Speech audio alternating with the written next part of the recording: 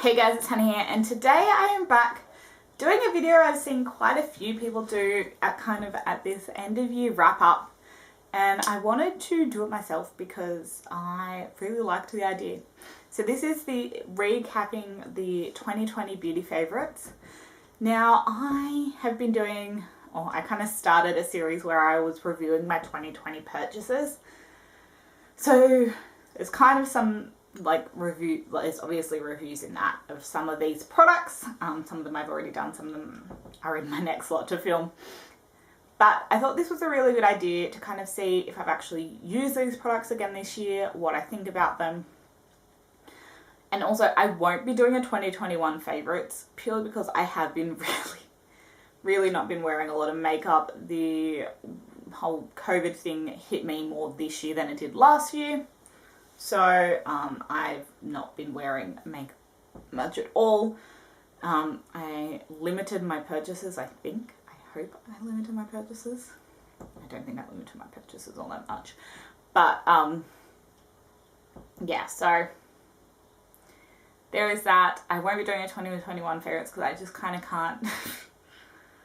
The year 2021 in my brain is just a mess, and so I kind of can't think about what was my favourite product. So instead, we're going to recap what were my favourites last year and whether or not I've used them this year. So I went in order of application, so let's do that. So we started with the Becca Velvet Blurring Primer. You obviously cannot purchase this anymore as Becca has gone out of business. I still think this is a really interesting product. The idea that it's super liquidy but still blurring on the skin. I probably have used this year, but not heaps. I don't know. I've been trying to use up my Too Faced primer, and at the start of this year, we're trying to use up other mini primers. So I actually probably haven't used this too much, but I still think it's a really interesting product. I think it's a good product and it's gonna stick around. Foundation wise, I have used two foundations, thankfully. So we have the product that is currently in my project pan. This is the Shiseido Synchro Skin Self Refreshing Foundation. As I said in that video, I can't really wear this in summer. It gets too dewy on me, but it is beautiful in winter. But winter was when we were in severe lockdown and I was really struggling mentally because we had to postpone our engagement party, and things were looking good. We were doing wedding planning, and then everything really got put on hold. So that was a really difficult time for me personally. So I really didn't wear a lot of makeup then.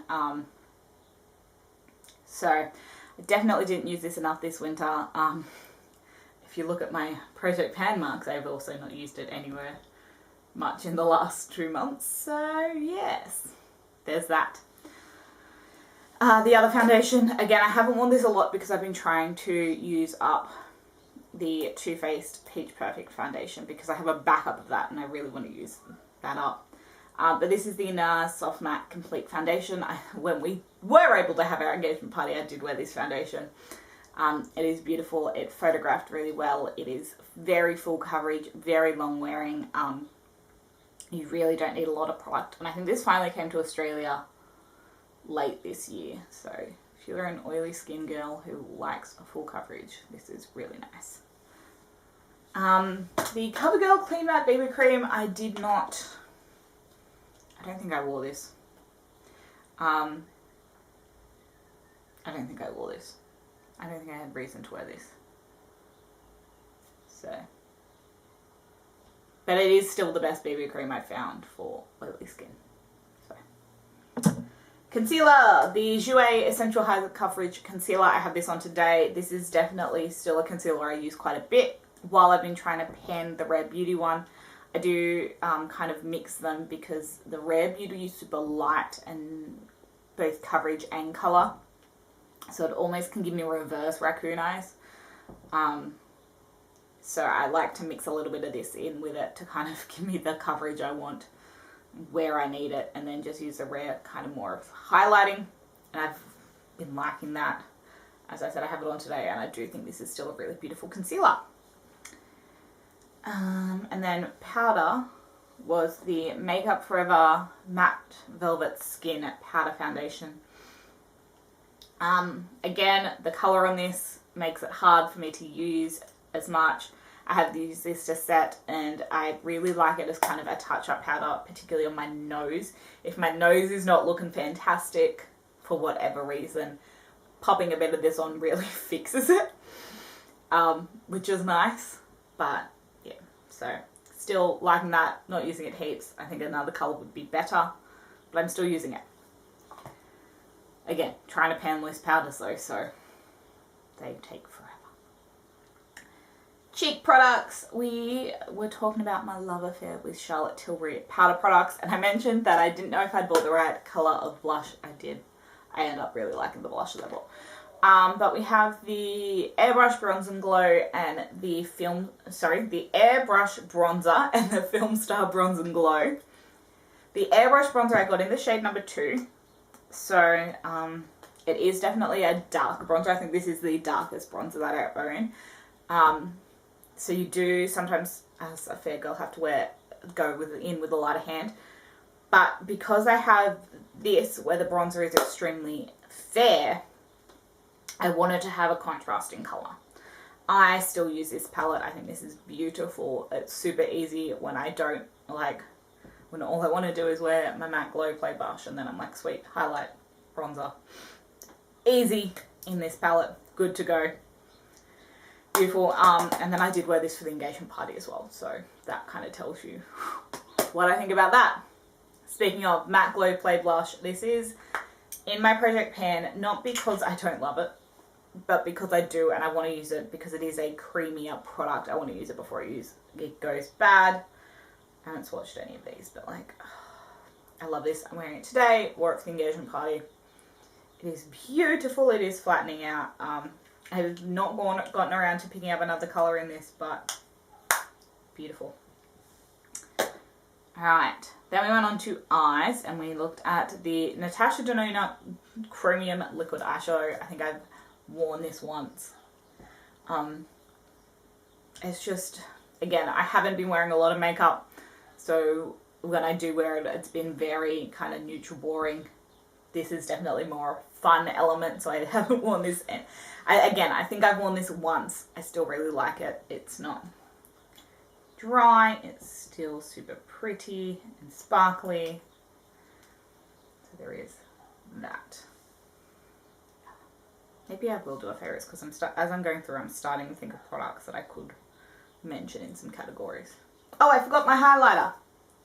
The Nabla Skin Glazing in Ozone. I have this on today. Still very much enjoy this. So much so that I went and bought the bronzer in the skin bronzing formula. So that tells you how much I like this. Alright, the Victoria Beckham Beauty Lid Luster in Blonde. Again, love this. Very much enjoy it. Still to this day. So much so that I went and bought a different colour.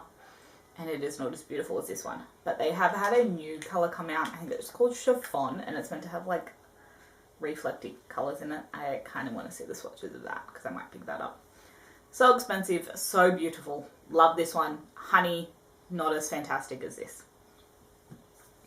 Then for palettes, we have the Charlotte Darling Easy Eye palette. I don't think I've worn this year, in all honesty. Again, just when I've been wearing eyeshadow, I've either been wearing the products I pulled out for the reviewing my purchases that I didn't have a good enough opinion on, or I've been using new products. So something that I knew I liked, I just haven't reached this. But I still stand by it being a super easy everyday palette for someone like Officeworks. Not the shop Officeworks, but if you work in an office, I think that would be really easy. And then we have the Viseart palette. So I reviewed these in my most recent 2020 reviewing my purchases.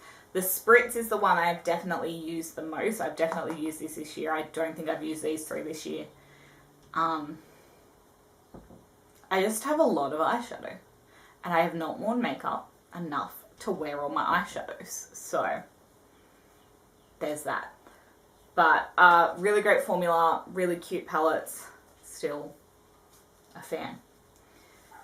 And then lip products, I've still absolutely used the Sephora Melting Clip Sticking Caramel. This, I think, has been discontinued because they only have the peach shade and it's $5 on the US website. And that's been like that for all year. So, still really love this. Again, don't think you can get it anymore. I've definitely used this at least once. This is the Maybelline Superstay Ink Crayon in, what did we say this shade was? Lead the Way. I've definitely worn this at least once, but again, I've been really bad at wearing makeup. And when I have been wearing them, I've still been going for my glossy things. And then the Revlon Lip Oil, I thought I lost this at one point in the year. And I was really upset, but then I found it. And again, I've used it a little bit, but not heaps.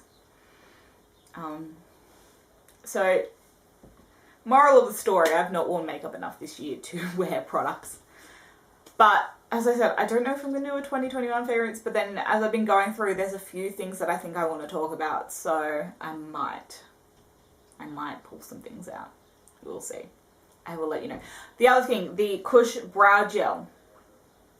The Milk Kush Brow Gel is still my favourite brow gel. I'm using a different one at the moment and I don't like it anywhere near as much as I liked the Milk one. The Milk is still my favourite brow gel. I think that's the only thing on here that I'm like, that I don't have anymore because I used it up. Yeah, perfect. There we go. That is me recapping my 2020 favourites. Are they still favourites? Yes, most of them are, but I haven't used them enough this year. That is just how it is. If you like this video, give it a thumbs up. Let me know what you think of the products that were favourites for you last year. Are they still favourites? Let me know. Click subscribe to stay tuned for more videos. I may do a 2021 favourites now that I'm kind of thinking about it. We'll see. Anyway, I will see you guys in my next video. Bye.